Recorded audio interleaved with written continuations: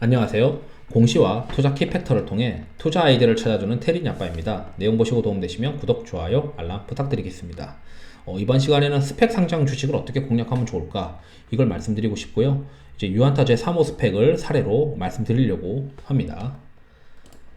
전자공시 시스템에서 이제 공시 서류 검색, 상세 검색을 클릭하신 다음에 합병이라고 하는 걸 꾸준히 한번 검색을 해보세요. 가끔씩. 그러다 보면은 이 스펙이 상장되는 어떤 합병 신고가 있습니다. 그래서 이제 합병 결정을 보실 때 이게 정정이라서 지금은 새로운 어떤 뉴스는 아니지만 최초로 만약에 정정 공시가 올라왔을 때 나는 이걸 가지고 어떻게 플레이를 할 거냐 이걸 이제 말씀드리려고 하는 건데요. 우선 주요 사항 보고서를 클릭을 해보시면 이 유한타 제3호 스펙이 최초로 그 합병 결정을 공시를 했었던 거는 9월 21일입니다. 그래서 9월 21일에 유한타 제3호 스펙이 공시가 나왔고, 이 9월 21일 날 이제 공시가 나올 때 거래 정지가 되거든요. 거래 정지가 됩니다. 이 합병이 이제 승인이 될 때까지. 상장 예비 결과 심사가 승인이 되고 나서 그 다음날 24일 날부터 거래가 재개됐어요. 그렇다면은 여기서 보시게 되면 주권 매매 거래 정지에 대한 공시가 나와 있는데 거래 정지가 언제까지 이제 해소되는 건지에 대해서 나와 있지 않기 때문에 꾸준히 이 회사를 컨택을 해서 보고 있다가 주권 매매 거래 정지가 23일 날 올라와서 24일 날 거래가 재개되는 시가에 내가 이 주식을 살 거냐 말 거냐를 결정을 해야 됩니다.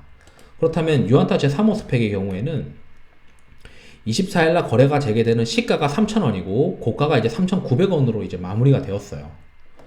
그리고 차트를 보시게 되면 그날 시가가 저가고 쭉 그냥 막 사서 올라갔던 거죠. 그러면은 이거를 샀던 사람들은 어떤 생각을 하고 샀을까를 우리가 배워야 스펙 상장하는 기업이 합병 공시를 주요 사항 보고서로 제출을 하게 되면 그 제출된 내용을 기반으로 해서 내용을 이제 구성을 해서 짜집기를 해서 우리가 추정을 해봐야 되는데, 첫 번째는 기존 주식수를 체크를 해야 됩니다. 상장되어 있는 스펙의 상장 주식 수죠.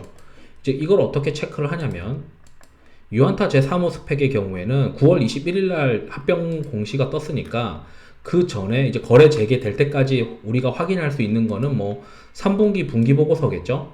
그럼 여기서 주식의 총수를 눌러보시면 회사의 개요에서 주식의 총수를 보면 4,235,000주가 상장되어 있다라고 되어 있습니다. 그래서 4,235,000주를 여기다 기재를 하죠. 그리고 두 번째는 이렇게 스펙의 경우에는 전환사채가 발행된 경우가 많습니다. 그래서 전환사채를 보시게 되면은 1,000원의 전환가액 1,000원짜리가 발행되어 있고 전환 가능한 주식수가 665,000주다 라고 되어 있어요. 그래서 665,000주를 여기다 기재를 합니다. 그리고 가장 중요한 거 이제 합병 공시를 보면 되죠. 이 합병 공시 9월 21일 날 처음 떴던 합병 공시를 기준으로 봤을 때 여기 내려가면은 7번 합병 신주의 종류와 수라고 되어 있습니다. 그러니까 이제 유한타 제3호 스펙이 여기 보이는 제이시스 메디칼이라고 하는 기업을 인수하면서 이 제이시스 메디칼의 주주한테 발행하는 주식수는 69,999,899죠.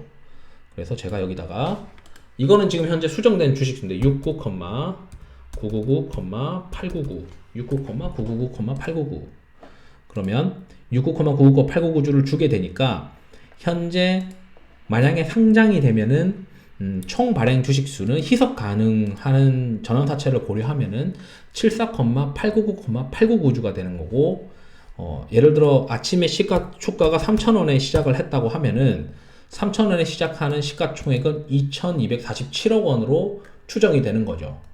그러면 이 2,247억 원의 시가총액이 싸냐 비싸냐를 판단을 할 수가 있어야 되는데 그거는 외부 평가 보고서를 확인을 하게 됩니다. 이 거래 재개일은 공시를 꾸준히 체크를 하면서 그 다음날 거래 재개될 거다라고 하는 내용을 확인을 따로 하셔야 되는 거고, 가장 중요한 외부 평가 보고서로 사업의 비즈니스 모델과 그 유사한 기업들이 받는 밸류에이션과 이 회사에 어떤 장점들이 있는지를 체크를 해야겠죠. 그래서 그걸 어떻게 보느냐, 이 주요 사항 보고서에는 항상 그 합병에 대해서 이렇게 결정을 하게 되면서 주요 사항 보고서로 나타나게 되면 이 외부 평가 의견의 평가 의견서라는 게 있어요. 그래서 9월 21일 날이 그 거래 정지 기간에 확인할 수 있는 외부 평가 기관의 평가 의견서니까 이거를 클릭을 해서 보시게 되면 어떤 기업을 어떻게 합병 비율이 어떻게 되는지를 알려주는데, 우리가 뭐 합병 비율을 해서 총 발행되는 신주는 어차피 뭐 따로 얘네들이 기재를 하니까 그것만 체크를 하면 되니까, 합병 비율은 뭐 가장 중요한 건 아니고, 어차피 뭐 합병 비율에 따라 신주는 이미 산정을 했죠. 69,990,899라고. 그래서 쭉 여기서 내려가서 보시면은 중요한 내용이 이제 미래 실적에 대한 추정을 이 회계법인이 한 겁니다. 이 회계법인이 그래도 미래 실적을 추정을 해서 어차피 이 상장되는 기업의 경우에는 거래소에서 검토가 들어가고 그 논리적이어야만 거래소에서 인정을 해주는 부분이 있습니다. 그래서 상장하는 경우에는 그 증권신고서를 제출하는데, 그러한 증권신고서는 거래소에서 꼼꼼하게 봐요. 그렇기 때문에 이걸 굉장히 잘 써야 됩니다. 그리고 논리가 있어야 되고. 그래서 유사한 기업이 제가 봤을 때 여러 가지 기업이 있는데, 클래시스가 좀 유사해요. 왜냐하면 이 회사도 미용 관련된 장비 매출이 나가고, 그 장비가 매출이 나가면서 소모품 매출이 따라 올라오는 어떤 그림을 가지고 있는데, 제가 이제 처음에 이 회사의 어떤 세전 이익을 좀 보고 깜짝 놀랐던 이유가 있습니다. 세전 이익 추정을 보고, 여기 보시면은 뭐 자세한 거는 뭐 따로 보시면 되는데, 저는 숫자를 보죠. 숫자를 보니까 2020년도 매출이 420억이었는데 2021년도에 매출이 720억으로 점프업을 합니다. 그래서 왜 이게 이렇게 매출이 점프업을 할까? 그리고 세전이익도 2020년도에 43억에서 180억 원대로 점프업을 해요. 2021년도에. 그러면 이거를 그렇구나 라고 보지 마시고 밑에 이제 왜 그런지에 대해서 추정이 되어 있을 겁니다. 그래서 보시게 되면은 2021년도에 장비 매출이 240억에서 2020년도 240억에서 2021년도에 430억으로 점프업을 하는데, 이게 왜 점프업을 하는지는 밑에 또 기재가 되어 있겠죠. 그러면서 당연히 장비가 많이 팔리니까 여기서 장비가 한번 팔리면 2020년도에 소모품 매출이 점프업을 하겠죠. 뒤따라 올라오는 거니까. 그래서 소모품 매출도 같이 점프업을 하는 거는 뭐 장비 매출이 많이 팔리니까 인정이 되는데, 그렇다면 장비 매출이 얼마나 이제 점프업을 하게 되는지를 여기 제품별로 브레이크다운이 되어 있습니다. 그래서 보니까 포텐자라고 하는 제품이 2020년에서 2021년도에 점프업을 한다라고 되어 있어요.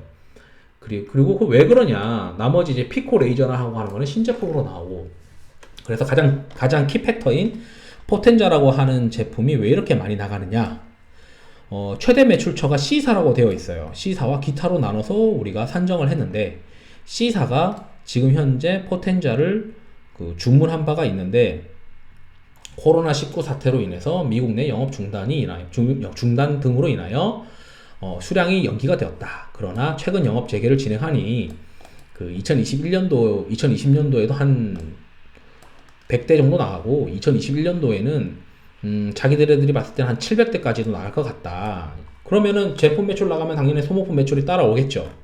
그래서 저는 이 논리가 맞다라고 시장에서 생각을 할 거고, 그렇다면 이제 우리가 생각을 해봐야죠. 180억 정도의 세전 이익을 번다고 하면, 여기 제가 180억이라고 기재를 하면 3,000원에 이제 스타트 했었던 그 주가는 그 PR 밸류에이션, 대충 멀티플로 보면은 12배 정도라고 우리가 산정이 됩니다. 12배에서 13배 정도.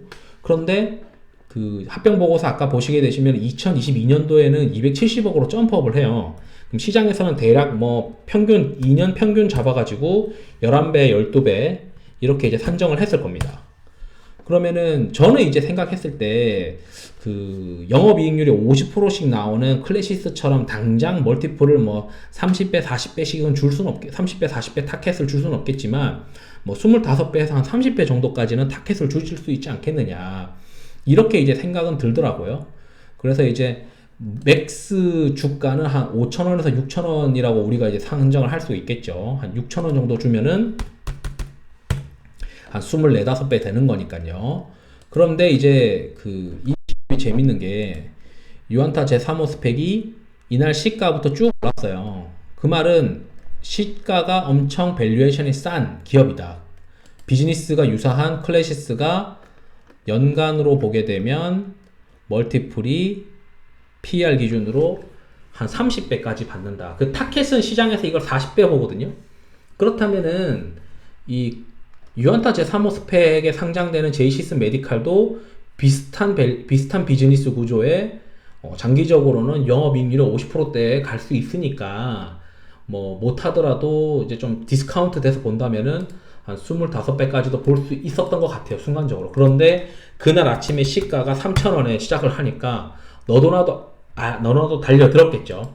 그래서 이제 첫 번째 시가총액을 산정을 해야 됩니다. 기존 주식수, 스펙의 상장 주식수, 전환사채가 전환될 수 있는 주식수, 그리고 신주 발행해놓은 주식수, 그리고 거래 재개를 항상 관심을 가져야 되고, 그 거래 재개가 되는 공시는 따로 나옵니다. 그래서 유안타 제3호 스펙에서 이렇게 주권 매매 거래 정지 해제 공시가 나오면 그 다음날 아침에 시가 보고 따라 살지 말지를 빠르게 판단해야 되는데, 그거는 합병의 외부평가 의견서를 확인을 해서 거기에 실적 추정이랑 기타 내용들을 좀 꼼꼼하게 보시면은 피어 그룹 대비해서 밸류에이션이 싼지 비싼지를 확인을 하고, 그리고 마지막에 지금 현재는 뭘 체크를 해야 되냐면, 내가 지금 이제 발견했어요, 이 기업을. 예를 들어서 유안타 제3호 스펙을 지금 발견했으면 나는 얼마에 살까, 이걸 또 고민을 해봐야 되죠.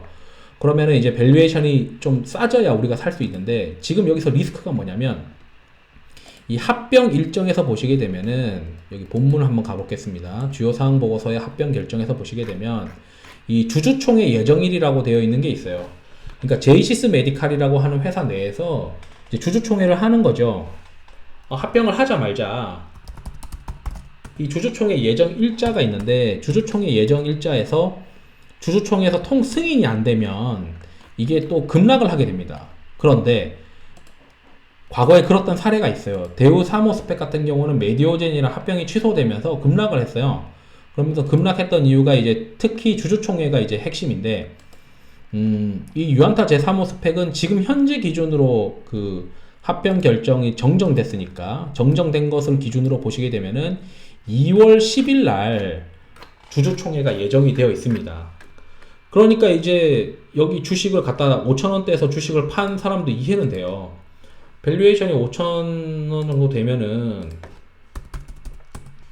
한 PER이 한 20배 정도인데, 이거 뭐 최대주주 지분율이 50% 이상이니까 주주총회 결의가 통과될 거라고 보지만 불확실성이 있으니 나는 20배에서 그냥 주식을 갖다 팔겠다라고 해서 팔았겠죠.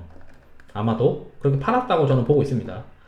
그렇기 때문에 충분히 이 주주총회에서 승인이 안 되면 부러질 어떤 리스크를 감안했을 때, 제가 봤을 때는 뭐 한 4,000원대 언더로는 봐야 업사이드가 좀 충분하지 않겠느냐. 그 4,000원대 보면 한 16배거든요. 지금 현재 전환 발행할 수 있는 신주는 좀 줄었어요. 증권신고서가 수정이 되면서 좀 줄었는데, 이거 한번 보시게 되면 신주의 권리를 최근에 이제 증권신고서 수정된 거 보니까 67,306,427주입니다. 그래서 67,306,427주가 돼서 뭐 4,000원이면 한 16배 정도 밸류에이션이 되는데, 이때 당시에 그 대우 스펙 3호는 왜 실패했을까를 제가 과거 거를 보니까, 과거에 이 합병 신고서를 보시게 되면은 이 합병되는 이 피합병법인의 주주에 관한 사항에서 보시게 되면 최대주주 지분율이 특수관계인이랑 포함해서 23%밖에 안 됐어요. 이거는 주주총회에서 어쩌면 부러질 수도 있는 지분율인데, 지금 현재 유안타 제3호 스펙의 경우에는 증권신고서 합병에서 보시게 되면 맨 밑에 있죠. 맨 밑에 이제 주주에 관한 상황, 여기서 보시면은 최대주주 지분율이 50%입니다. 그 말은 뭐 과반수인데 주주총회에서 합병이 승인이 안 될 가능성이 제한적이죠. 특수결이니까. 그래서 제가 봤을 때는 이 유안타 제3호 스펙은 주주총회 결의에 대한 리스크는 없다. 아까 좀 전에 있었던 대우 스펙 3호 같은 경우에는 메디오젠과의 어떤 리스크가 잠재적으로 있었던 거죠. 왜냐하면 피합병법인의 최대주주 지분율이 좀 작았으니까. 그렇지만 지금 현재 제이시스 메디칼은 50%니까 여기에 대한 리스크 좀 제한적이기 때문에 4,000원 언더로 갔을 때는 좀 살볼만 하다. 이렇게 이제 우리가 의사결정을 마지막으로 내릴 수가 있는데, 가장 좋은 의사결정은 여기 거래재개 첫날에 따라붙을까 말까 이거부터 고민을 해서 쭉 올릴 때 이제 충분히 차익 실현하고 나올 수 있는 어떤 기회가 된다. 그래서 이 유한타 제3호 스펙을 사례로 말씀드리면서 제가 이제 스펙 투자를 어떻게 하면 좋을까 이렇게 이제 말씀드렸습니다. 그리고 나서 눌림목이 됐을 때 얼마까지 주가가 떨어지면은 이 기업의 어떤 피합병되는 기업의 어떤 가치가 어느 정도니까 좀 사볼만 하다. 이렇게 이제 분석을 할 수 있는 어떤 내용입니다. 그러나 중간에 한번 리스크가 있어요. 이 합병의 경우에, 스펙 합병의 경우에는 스펙 합병이 비용이 발생합니다. 스펙 합병 비용. 그래서 스펙을 합병하게 되면은 그 합병한 해에는 영업 외단에서 이제 깨지게 돼요. 그래서 당기 순이익이 깨지는데 이게 처음 이렇게 시장에서 영향을 줄 때는 주가가 좀 깨지고 그랬었는데 그 다음에는 이제 뭐 이미 다들 뭐 경험을 했었으니까 크게 영향은 좀 제한적일 수도 있지만 이러한 스펙 합병 비용이 있기 때문에 충분히 이제 밸류에이션이 쌀 때 들어가고 세전이익 기준으로 밸류에이션이 쌀 때 들어가고 추정 세전이익의 기준으로 밸류에이션이 좀 비싸지만 팔아주고 이러한 밸류에이션 플레이를 하면서 실제 또 2021년도 2022년도 됐는데 이 제이시스 메디칼이 기대했던 C사에 대한 매출이 좀 제한적일 수 있잖아요. 그렇기 때문에 제가 봤을 때는 충분히 밸류에이션에서 한 4,000원대 미만에서 합병이 승인되는 시점까지만 한 번 더 플레이가 가능하지 합병이 되고 나서는 실제 매출이 나오냐 안 나오냐 이거에 대해서 굉장히 이제 시장에서 많이 관심을 가지고 때론 실망을 할 수 있기 때문에 그 이후에는 좀 관심을 좀 제한적으로 보면서 실제 실적이 나오는지 합병되고 나서 실적이 나오는지를 확인을 해야 된다. 저는 이렇게 이제 말씀을 드리고 싶고 오늘 영상에서 가장 중요한 거는 여기 1, 2, 3, 4번까지의 플레이입니다. 1, 2, 3, 4번까지의 플레이를 말씀드리고 싶어서 어떻게 순서대로 하는 게 좋다. 처음에 주식 산정해가지고 예상 시가총액 산정한 다음에 그때 당시 시가총액이 시가 기준으로 얼마가 이제 산정이 되는지 예상 세전이익 기준으로 멀티플이 얼마가 될지 이런 거를 산정을 한 다음에